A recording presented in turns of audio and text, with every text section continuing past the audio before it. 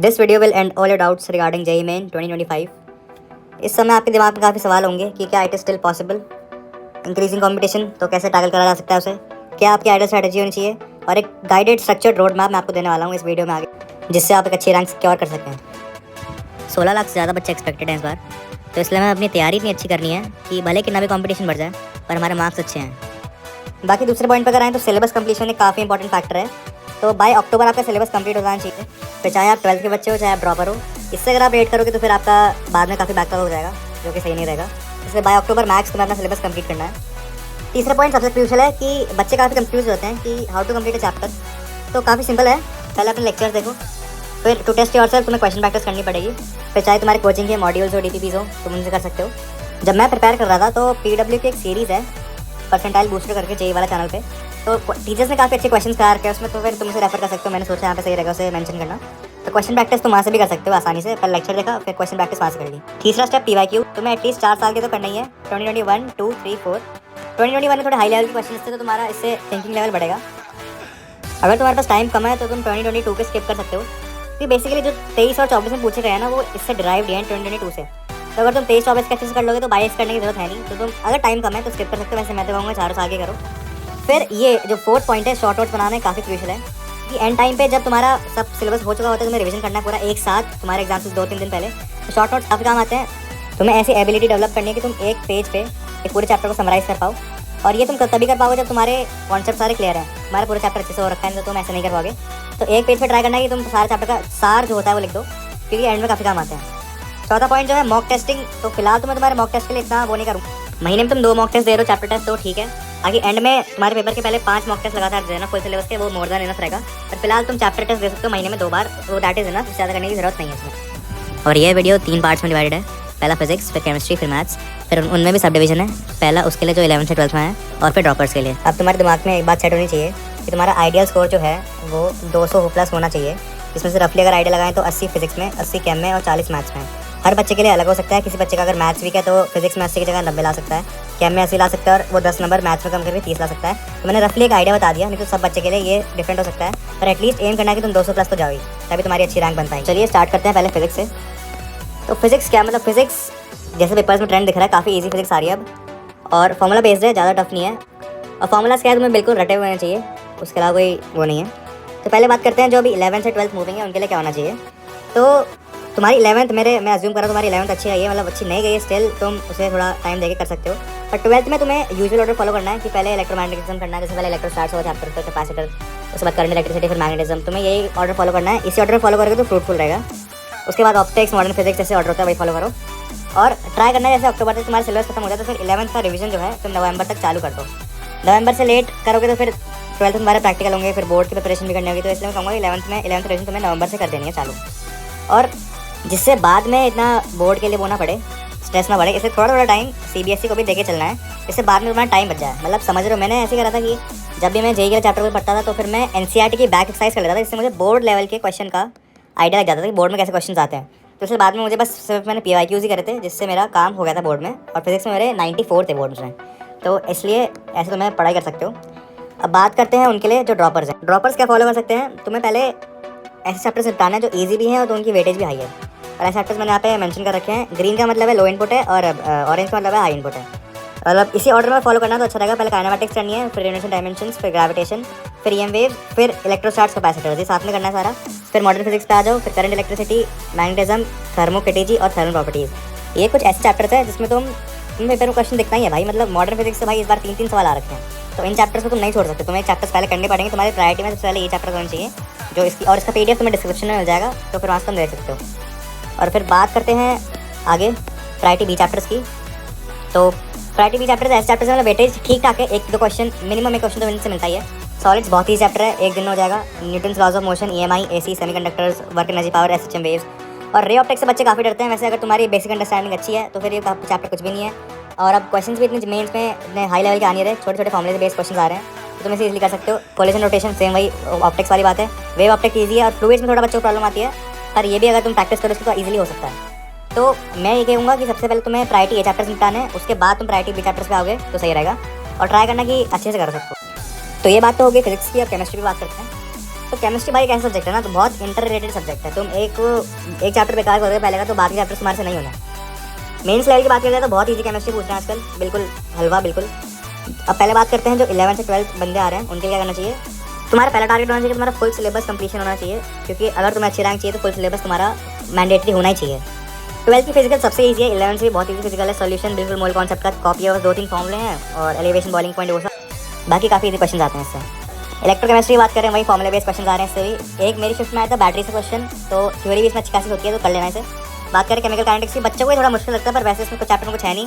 First order second order इसके formulas हैं, वही करना है। तो बस फिजिकल केमिस्ट्री तुमसे क्या डिमांड करती है, सिर्फ प्रैक्टिस डिमांड करती है तुमसे। तुम्हें सिर्फ प्रैक्टिस क्वेश्चन की न्यूमेरिकल्स की इतनी मस्त करनी पड़ेगी कि कोई क्वेश्चन आए तुम देखते हो सिर्फ तुम्हें पता चल जाए कि इसमें एक फॉर्मुला लगना है। तो फिजिकल में तुम ऐसे कर सकते हो। बात करें अगर ऑर्गेनिक की, ऑर्गेनिक भाई मैं बता रहा हूँ, अगर तुम 12th में जस्ट आए और तुम्हारी जीओसी बहुत वीक है तो पहले जीओसी करना, तो ये सारे चैप्टर तुम्हारे पानी मिल जाएंगे। तो पहले जीओसी को स्ट्रॉन्ग करना ही करना है। फिर तुम्हें यूजुअल ऑर्डर फॉलो करना है, haloalkanes, alcohol, aldehydes, amines, ये करना पूरा। और मतलब मेन्स में देखा जाएगा ना, मैकेनिज्म बेस्ड क्वेश्चंस काफ़ी कम आ रहे हैं, मतलब बहुत कम आ रहे हैं। सिर्फ सीधा सीधा रिएजेंट बेस्ड आ रहे हैं और तुम्हारी क्या बोलते हैं रिएजेंट नेम रिएक्शन, ये सब आ जाएंगी। तो फिर ये काफ़ी ईजी आ रहा है। और बायोमॉलिक्यूल्स भाई 2023 तक तो इन्होंने काफ़ी अच्छे क्वेश्चन दिए थे, पर 24 में इन्होंने वापस क्वेश्चन का लेवल बहुत गिरा दिया। सिर्फ एनसीईआरटी बेस्ड इसी थ्योरी पूछ रहे हैं, और मतलब केमिस्ट्री भाई यही है, एनसीईआरटी प्लस फैक्ट से पूछता है वो, और कुछ पूछते नहीं। तो बायोमॉलिक्यूल्स भी काफ़ी चैप्टर है, इजीली हो जाएगा। अब बात करते हैं इनऑर्गेनिक की। अब इनऑर्गेनिक अगर तुम 12th में आए तो तुम्हारी 11th की जो पीरियोडिक टेबल है, रट्टा मारनी चाहिए तुम्हें। पहले रट्टा मारो पीरियोडिक टेबल को, ये तुम्हें रटी भी होनी चाहिए। जब तुम्हारे ट्रेंड्स के वो आएंगे तुम्हें पता होना चाहिए कौन सा एलिमेंट किस पोजीशन पे है, नहीं तो तुम जज नहीं कर पाओगे कि कैसे पीरियोडिक टेबल है। तुम्हें पता होना चाहिए कि ये एलिमेंट यहाँ पे, ये एलिमेंट यहाँ पे, तो कैसा ट्रेंड रहेगा ऐसा, तो ये तुम्हें पता होना चाहिए। इसके बिना तुम पीरियोडिक टेबल के बिना तुम ऑर्गेनिक इनऑर्गेनिक नहीं कर सकते। इसके बाद बात करें पी ब्लॉक की, पी ब्लॉक में बच्चों को काफ़ी डाउट रहता है कि कितना पढ़ना चाहिए, क्या रिड्यूस सिलेबस है, क्या रिड्यूस सिलेबस नहीं है, क्योंकि जब से इंडक्शन हुआ है कन्फ्यूजन है काफ़ी। तो साक्षी मैम ने वोरा क्लासेस पे काफ़ी अच्छे लेक्चर ले रखा है पी ब्लॉक का, तो मैंने वहीं से पढ़ा था और मेरे सारे क्वेश्चन बन गए थे पी ब्लॉक के, तो वहाँ से बहुत अच्छे से कर सकते हो। मैम ने पूरी एनसीईआरटी लाइन बाय लाइन पढ़वाई है कि कहाँ से क्वेश्चन आ सकता है, नहीं आ सकता। तो आई विल रिकमेंड कि तुम साक्षी मैम से जरूर पढ़ो। उसके बाद बात करते हैं D&F या कोऑर्डिनेशन की। भाई साहब ये ऐसा, इसको एक सिंगल यूनिट की तरह ट्रीट करना है। कोऑर्डिनेशन से में 2-3 क्वेश्चन दिखेंगे, D&F से में 2 क्वेश्चन दिखेंगे, तो 4 क्वेश्चन तुम्हारे यहाँ से जरूर बन रहे होंगे। इसलिए D&F कोऑर्डिनेशन बहुत अच्छे से करना। और ऐसी बात नहीं कि काफ़ी टफ चैप्टर्स हैं, ईजी चैप्टर्स हैं, तो ईजी तुम्हारे से हो भी जाएंगे। तो जो 11 से 12 मूविंग है वो ये स्ट्रैटेजी फॉलो कर सकते हैं, ईजी है, केमिस्ट्री मुश्किल नहीं है ज़्यादा। अब बात करते हैं जो ड्रॉपर्स हैं, तो ड्रॉपर्स के लिए भाई मैं कहूँगा कि एक सब्जेक्ट एट अ टाइम उठाना। एक सब्जेक्ट का मतलब है कि या तो तुम फिजिकल कर रहे हो, या तुम ऑर्गेनिक कर रहे हो, या तुम इनऑर्गेनिक कर रहे हो। अगर तुमने आधा फिजिकल का चैप्टर पढ़ा फिर ऑर्गेनिक करने लगे तुम्हारा बिल्कुल अच्छा फ्लो नहीं बैठेगा, तो ऐसे बेवकूफ़ी मत करना। अगर तुम्हें केमिस्ट्री में कुछ भी नहीं आता तो तुम्हें सजेस्ट करूँगा तुम पहले एटॉमिक स्ट्रक्चर से स्टार्ट करो, सबसे बेसिक चैप्टर है। उसके बाद तुम मूव ऑन करो केमिकल बॉन्डिंग पे। अगर तुम्हारे पहले ये 2 मेजर चैप्टर फंडामेंटल चैप्टर्स हैं काफ़ी, ये तुम्हारे क्लियर हो गए, आगे की ऑर्गेनिक इनऑर्गेनिक काफ़ी ईजी हो जाएगी। इसके बाद तुम्हारी मर्जी, तुम पहले फिजिकल करना चाहो, ऑर्गेनिक करना चाहो, इनऑर्गेनिक करना चाहो। फिजिकल में मैंने लिख रखे कौन सी ईजी चैप्टर्स हैं, कौन से टफ चैप्टर्स हैं। देखा जाए थर्मो भी ना टफ नहीं है, पर पता नहीं है बच्चों को टफ लगता है, पर वैसे मुझे ईजी लगता था। फॉर्मुला बेस्ड क्वेश्चन ही आ रहे हैं इससे। फिजिकल में तुम्हें सारे चैप्टर्स करने हैं, और जब रिडॉक्स और इलेक्ट्रो करोगे तो इसे as a single unit treat करना, क्योंकि काफ़ी इंटर रिलेटेड कॉन्सेप्ट्स हैं इसके, ठीक है। इसके बाद बात करें ऑर्गेनिक की। ऑर्गेनिक में सबसे पहले तुम्हें जीओसी और आइसोमेरिज्म करना है, इसके बिना तुम कुछ नहीं कर सकते आगे। जीओसी आइसोमेरिज्म तुम्हारे टिप्स पे होना चाहिए, सारे इफेक्ट्स और सारे एक्सेप्शंस भी जो आते हैं, और इसकी वेटेज बहुत ज़्यादा है, तो इसलिए तुम्हें जरूर करना है। फिर मैं तुम्हें रिकमेंड करूँगा हाइड्रोकार्बन पहले मत करना, पहले हेलो एल्केन्स, फिर अल्कोहल फिनोल, फिर एल्डिहाइड, फिर अमाइड। और मैं तुम्हें रिकमेंड करूँगा कि सिंगल टीचर से करना, क्योंकि काफ़ी टीचर्स क्या करते हैं कि पहले कुछ रिएक्शंस तो एक चैप्टर में पढ़ाएंगे, फिर कहते हैं कुछ रिएक्शंस अगले चैप्टर में पढ़ाएंगे, तो हर टीचर का अलग सीक्वेंस होता है। तो एक टीचर से पढ़ने से तुम्हारी पूरी ये चैप्टर रिएजेंट वाले हो पाए। इसके बाद जब तुमने ये अमाइंस तक कर लिया, इसके बाद तुम हाइड्रोकार्बन पे मूव कर सकते हो, क्योंकि हाइड्रोकार्बन एक ऐसा चैप्टर है मेरे ख्याल से जो तुम्हारी पूरी ऑर्गेनिक को समराइज कर देता है। भले इन्होंने 11th में दे रखा है, पर और मैं तुम्हें रिकमेंड करूँगी हाइड्रोकार्बन एंड में करना। सब करने के बाद तुम्हारा पूरा अच्छे से रिवीजन हो जाएगा। फिर बात करें biomolecules purification, super easy chapter, कुछ नहीं रट्टा मारना है इसमें। प्योरिफिकेशन भी काफ़ी पूछ रहे हैं आजकल ये लोग, तो इसमें प्योरिफिकेशन अच्छे से कर लेना, बायोमॉलिक्यूल्स अच्छे से कर लेना। काफ़ी चैप्टर्स है, मतलब ज़्यादा मेहनत लगेगी नहीं इसमें। अब बात करते हैं इनऑर्गेनिक की। इनऑर्गेनिक में एक फ्लो मेंटेन रहना चाहिए तुम्हारा। सबसे पहले पीरियोडिसिटी करना, पीरियोडिक टेबल तुम्हें रटा होना चाहिए। इसके बाद तुम पी ब्लॉक पे आना, इसके बाद D&F पे आना, और इसके बाद कोऑर्डिनेशन पे आना। इस फ्लो को मेंटेन करके इनऑर्गेनिक करोगे बहुत ईजी लगेगी। कुछ भी नहीं है इनऑर्गेनिक में, सिर्फ थोड़े बहुत लॉजिक्स हैं, उन्हें अच्छे से तुम्हारे क्लियर होने चाहिए। और काफ़ी बच्चे शॉर्ट एनालिसिस को एंड में आके छोड़ देते हैं, पर तुम्हें गलती मत करना। आजकल शॉर्ट एनालिसिस 1-2 क्वेश्चन पक्का आते ही हैं, तो शॉर्ट एनालिसिस जरूर के जाना। तो मोटा मोटी मैं कहूँ कि फिजिक्स केमिस्ट्री काफ़ी ईजी आ रही है। बात करते हैं मैथ्स की। तो भाई मैथ्स एक ऐसा सब्जेक्ट है, ये तुम्हारा रैंक डिसाइडिंग सब्जेक्ट है, क्योंकि फिजिक्स और केमिस्ट्री सब बच्चे कर लेंगे, पर मैथ्स सब बच्चों की बस की बात नहीं होती, इसलिए मैथ्स करना काफ़ी ज़रूरी है। जो 11 से 12 में बच्चे आ रहे हैं, तो मैं उन्हें कहूँगा तुम यूजुअल ऑर्डर फॉलो करो अपना। पहले मैट्रिक्स डिटरमिनेंट्स फंक्शन जैसे क्लास 12 में ऑर्डर होता है वैसे तैयारी करो। और मैथ्स मतलब आजकल PYQ बेस्ड आती है और बहुत लेंदी आती है, एक क्वेश्चन को तुम्हें 10-10 मिनट लग जाएंगे, ऐसे क्वेश्चन आ रहे हैं। तो इसी के लिए तुम्हें practice as much as you can करनी पड़ेगी। तुम्हारी स्पीड बढ़ेगी पहली बात उससे, और दूसरी बात तुम्हारी एक्यूरेसी कितना सही तुम क्वेश्चन को करेक्टली सॉल्व कर सकते हो वो बढ़ेगा। तो मैं रिकमेंड करूँगा बहुत प्रैक्टिस करनी है मैथ्स की, बहुत ज़्यादा। और फिर 12th में अगर तुम हो तो give special attention to vector 3D और मैट्रिक्स डिटर्मिनेंट्स। ये ऐसे चैप्टर्स हैं, ईजी चैप्टर्स हैं, बहुत ईजी हैं और हाई वेटेज भी हैं इनके काफ़ी, इसलिए ऐसे चैप्टर्स को बिल्कुल नहीं छोड़ना है। वेक्टर 3D मैट्रिक्स डिटर्मिनेंट जरूर करना है और 5+ क्वेश्चन तुम इनसे एक्सपेक्ट कर सकते हो मिनिमम। 3 वेक्टर 3D से 2 मैट्रिक्स डिटर्मिनेंट से मिनिमम 5 क्वेश्चन आते ही हैं इससे। अब बात करते हैं ड्रॉपर्स की। तो अगर तुम ड्रॉपर हो तो मैं तुम्हें सजेस्ट करूँगा पहले बेसिक्स करो। बेसिक्स में बेसिक मैथ पहले, फिर लॉगरिथम। इसके बिना तुम कहीं नहीं जा सकते और प्रैक्टिस तो तुम्हें करती रहनी पड़ेगी, उसका कुछ ऑल्टरनेटिव नहीं है, ठीक है। अब मैंने मैथ्स को 2 ब्लॉक्स में डिवाइड करा है। पहला ब्लॉक ए है, फिर ब्लॉक बी है। ब्लॉक ए में लाइक ऐसे चैप्टर्स हैं जिनमें से बहुत हाई वेटेज है, 11+ क्वेश्चन इसमें आ सकते हैं, तुम इसमें से 40+ मार्क्स इजीली एक्सपेक्ट कर सकते हो।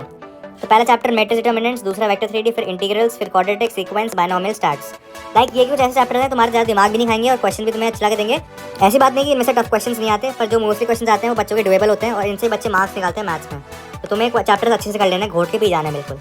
तो जब तुम्हारा ब्लॉक ए कंप्लीट हो जाए इसके बाद तुम ब्लॉक बी पे आना। ब्लॉक बी में पहले limits, continuity, differentiability, AOD, differential equation, curve, integral and curve, coordinate भाई बहुत जरूरी है। 5 चैप्टर्स है इसमें, पहला स्ट्रेट लाइन, फिर सर्कल, फिर हाइपरबोला, पैराबोला, एलिप्स। ये इससे तुम मिनिमम 3 से 4 सवाल एक्सपेक्ट कर सकते हो। बाकी ट्रिग्नोमेट्री ईजी है। और जब तुम्हारा ये हो जाए इसके बाद तुम्हें इन तीनों चैप्टर्स को, कॉम्प्लेक्स, पीएनसी, प्रोबेबिलिटी, इसको as a single unit treat करना, क्योंकि ये ऐसे चैप्टर्स हैं इनके कॉन्सेप्ट्स काफ़ी इंटर रिलेटेड होते हैं।